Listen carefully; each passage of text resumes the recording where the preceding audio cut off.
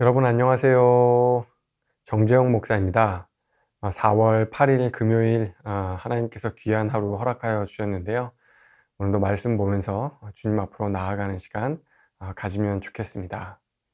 하나님께서 오늘 우리에게 허락해 주신 말씀은 마태복음 26장 47절에서 56절의 말씀입니다. 말씀하실 때에 12 중에 하나인 유다가 왔는데 대제사장들과 백성의 장로들에게서 파송된 큰 무리가 칼과 몽치를 가지고 그와 함께 하였더라. 예수를 파는 자가 그들에게 군호를 짜 이르되 내가 입맞추는 자가 그이니 그를 잡으라 한지라.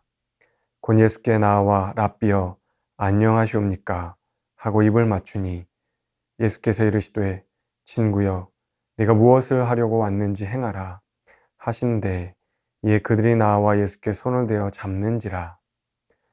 예수와 함께 있던 자 중에 하나가 손을 펴 칼을 빼어 대제사장의 종을 쳐 그 귀를 떨어뜨리니 이에 예수께서 이르시되 내 칼을 도로 칼집에 꽂으라. 칼을 가지는 자는 다 칼로 망하느니라. 너는 내가 내 아버지께 구하여 지금 12군단 더 되는 천사를 보내시게 할 수 없는 줄로 아느냐. 내가 만일 그렇게 하면 이런 일이 있으리라 한 성경이 어떻게 이루어지겠느냐 하시더라. 그때 예수께서 무리에게 말씀하시되 너희가 강도를 잡는 것 같이 칼과 몽치를 가지고 나를 잡으러 나왔느냐. 내가 날마다 성전에 앉아 가르쳤으되 너희가 나를 잡지 아니하였도다. 그러나 이렇게 된 것은 다 선지자들의 글을 이루려 함이니라 하시더라. 이에 제자들이 다 예수를 버리고 도망하니라. 아멘. 여러분, 오늘 겟세마네 동산에서 기도하시던 예수님은요, 이제 수많은 무리에게 포위가 되십니다. 가룟 유다가 수많은 무리와 함께 예수님을 붙잡으러 온 것이죠. 오늘 말씀에는 없지만 요한복음의 이제 같은 병행 구절을 보면은요, 큰 무리를 군대가 왔다고 이제 이야기를 하고 있습니다. 이 군대에는 대략 한 600여 명 정도 되는 그 로마 군단을 지칭할 때 쓰는 그 용어를 이제 사용을 하였는데요. 그런 것을 보면 예수님을 붙잡기 위해서 뭐 한 열댓 명 정도 온 것이 아니라 수백 명의 사람들이 무기를 들고 찾아왔다는 것을 알 수가 있습니다. 여러분, 그러니까 군대가 왔다고 하니까 그 위세가 보통이 아니었겠죠. 어마어마했을 것입니다. 그러니까 제자들이 겁에 질리고 죄다 다 도망가는 것도 무리는 아닌 것처럼 보여지기도 합니다. 그런데 모두가 위축되어 있을 때 위축되지 않은 한 사람이 있는 것 같아요. 어떤 제자가 칼집에서 칼을 빼어서 대제사장의 종의 귀를 쳐서 베어버렸다는 이야기가 나오고 있으니까요.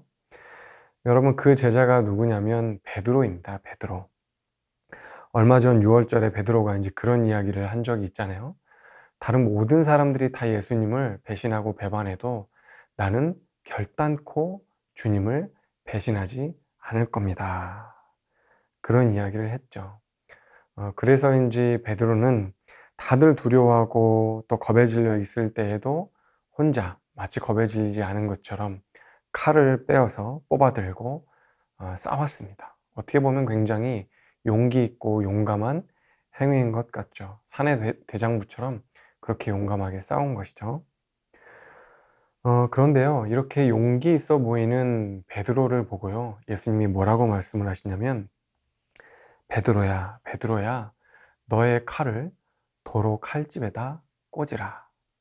너의 칼을 도로 칼집에다가 꽂으라. 칼로 흥한 자는 모두 다 칼로 망하느니라. 이제 그렇게 말씀을 하세요. 여러분, 꾸중을 하시는 거죠. 책망을 하시는 겁니다. 예수님은 만약 자신이 마음만 먹으면 12군단도 더 되는 천군 천사를 불러다가 다 심판을 할 수도 있는데 그렇게 하지 않으신다고 말씀을 하십니다. 왜냐하면 주님이 이 땅에 세우시려고 하는 나라는 칼로 세우는 나라가 아니기 때문이죠. 저는 여기서 베드로가 꿈꾸었던 나라와 그리고 예수님이 그리시는 그 나라가 다르다는 생각을 해보게 됩니다. 베드로가 생각하고 꿈꾸는 나라는 어떤 나라인 것 같으세요? 아마도 칼을 써서라도 이겨야 하는 그런 칼의 나라가 아닌가 싶습니다. 물론 칼을 쓰는 데는 명분이 있죠. 오랜 시간 우리를 압제했던 이방 민족인 로마를 무찔러야 합니다. 그렇게 독립을 이뤄야 합니다. 그런 명분이 있을 겁니다. 하지만 생각해 보시면 칼로 성공한 로마를 칼로 이스라엘이 제압한다는 것, 참 아이러니한 일이 아닐 수 없죠. 반면에 예수님이 생각한 나라는요, 칼이 아니라 십자가의 사랑으로 세워지는 나라입니다. 십자가의 나라라고 이야기할 수 있겠죠. 여러분, 칼의 나라와 그리고 십자가의 나라, 이 둘 사이에는 어떤 그 차이가 있을까요? 칼의 나라는 우선 힘의 나라, 권력의 나라라고 할 수 있겠죠.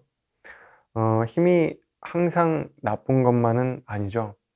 선한 일을 장려할 수도 있고 또 악한 일을 징벌할 수도 있는 것이 이제 힘이라면 힘이 꼭 나쁘다고만은 할 수는 없는 것 같습니다.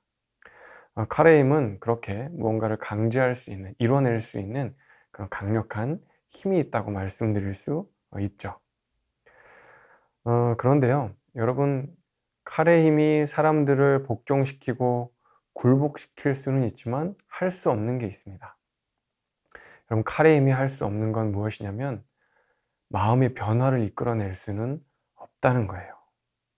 사람들의 행동을 통제할 수는 있겠지만 그 뿌리에서부터, 그 기저에서부터, 근원에서부터 깊은 변화를 이끌어낼 수는 없다는 겁니다.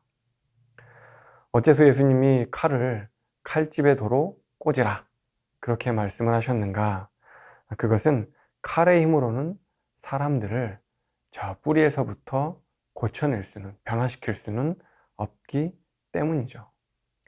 오직 십자가의 사랑만이 사람의 마음을 변화시킬 수 있다는 것을 예수님은 아셨던 것 같아요.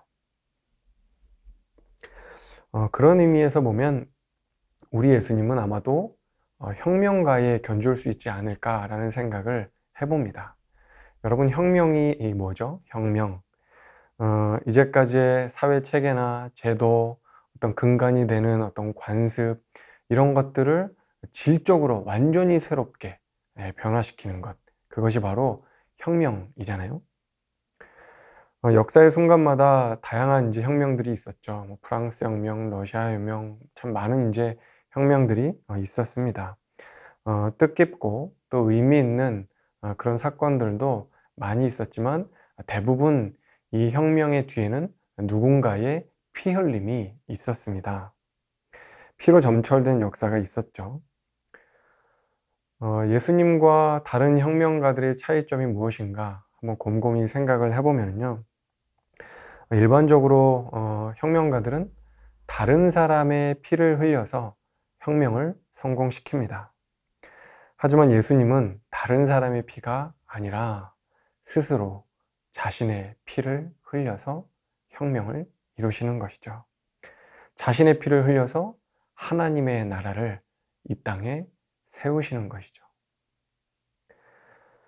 예수님의 혁명은 나라를 힘으로 뒤집어 엎어버리는 그런 혁명이 아니고요. 예수님의 혁명은 사랑으로 허다한 죄와 허물을 뒤덮는 혁명이었던 것 같습니다. 뒤엎는 혁명이 아니라 사랑으로 뒤덮는 혁명. 그것이 바로 예수님이 이 땅에서 일으키셨던 혁명이었던 것이죠. 어떤 분이 그런 이야기를 해요. 교회는 칼을 맞을지언정 칼집에서 칼을 뽑아서는 안 된다는 거예요. 우리가 칼로 사람을 뵐 수는 있지만 사람의 마음을 베려면 칼집에 칼이 그대로 꽂혀 있어야 한다는 거죠. 사람의 마음을 베려면, 사람의 마음을 움직이려면 칼집에서 칼을 뽑아서는 안 된다는 겁니다. 여러분 어떤 것 같으세요? 혹시 사람의 마음을 베고 싶으십니까? 사람의 마음을 움직이고 싶으세요? 그렇다면 우리 마음 속에 있는 그 칼을 칼집에 그대로 꽂아 두어야 하는 것이죠. 미국의 목사님 중에 데이빗 윌커슨이라는 목사님이 있으세요. 미국에서 이제 시골에서 목회를 이제 하셨는데요. 하루는 이제 잡지에서 어떤 사진을 한 장을 봅니다.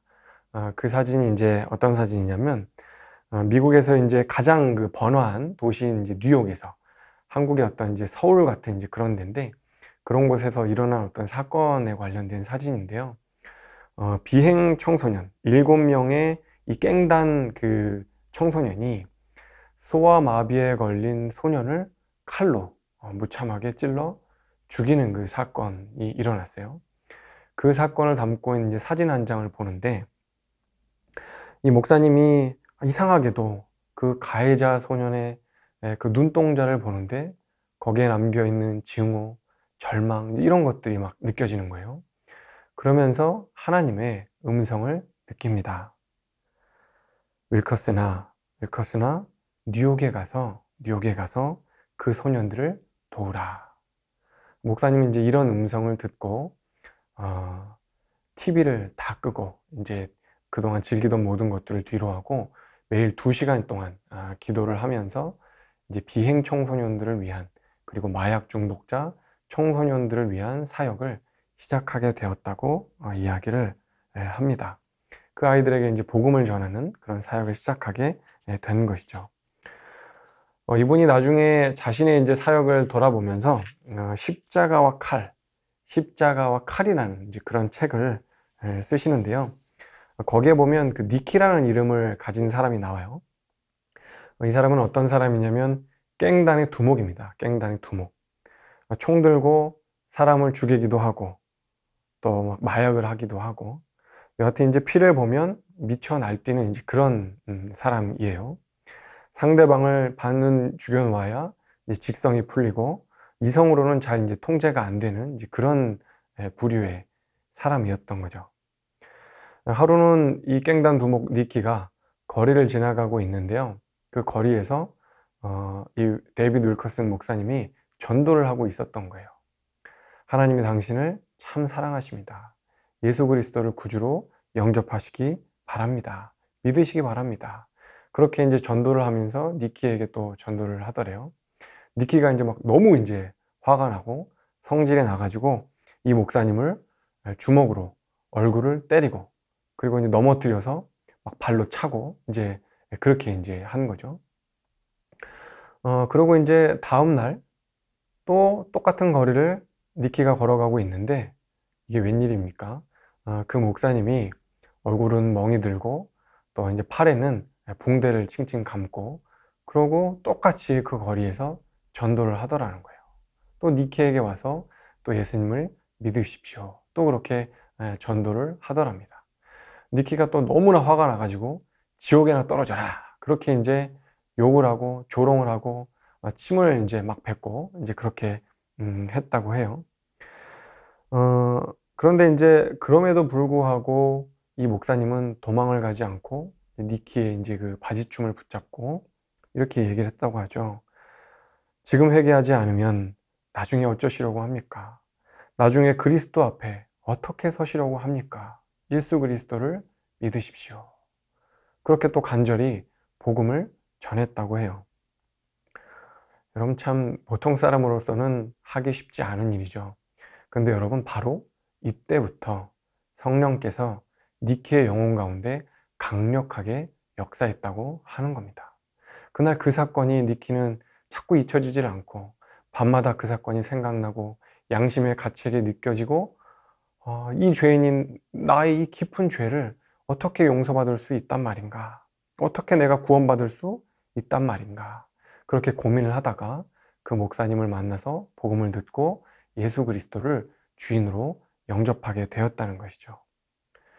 여러분 이후 니키는 신학교에 들어가요. 그리고 전도사가 이제 되어서 사역을 하는데 그때 나이가 20대 초반이었다고 합니다. 그러니까 20대 초반에 예수님을 믿고 복음 전파하는 삶을 살게 된 것이죠. 여러분 이제 사진을 지금 보고 계시는데요. 이게 그 데이비드 윌커슨 목사님과 그 니키의 이제 사진이에요. 여기 보시면 이제 흰머리가 그 이제 목사님이고요. 그리고 검은 머리에 또 거무잡잡한 이제 피부를 가지신 분이 한때 깽단이었던 니키입니다. 요 사진도 조금은 시간이 지난 다음이기 때문에 나이가 좀 들은 이제 사진이기는 하죠. 그럼에도 불구하고 니키의 사진을 보면 아직도 뭔가 좀 강렬한 그런 인상을 가지고 있다는 것을 우리가 볼 수 있는 것 같습니다. 여러분 생각해 보십시오. 어떻게 그 잔인한 깽단이 전도자가 될 수 있을까요? 여러분, 십자가의 능력이 아니고서는 이루어질 수가 없는 것이죠. 칼의 능력으로는 결코 이룰 수 없는 것입니다. 여러분, 성도는 칼을 뽑아서 이기라고 부름받지 않았습니다. 상대방의 귀를 베어서라도 쓰러뜨리라고 성도가 부름받은 것이 아니죠. 성도는 오히려 상처난 원수의 귀를 치유해 주라는 부름을 받은 사람들입니다. 성도는 나의 귀가 떨어지는 한이 있더라도 한 영혼을 얻는 것이 진정한 성공임을 믿는 사람들이죠.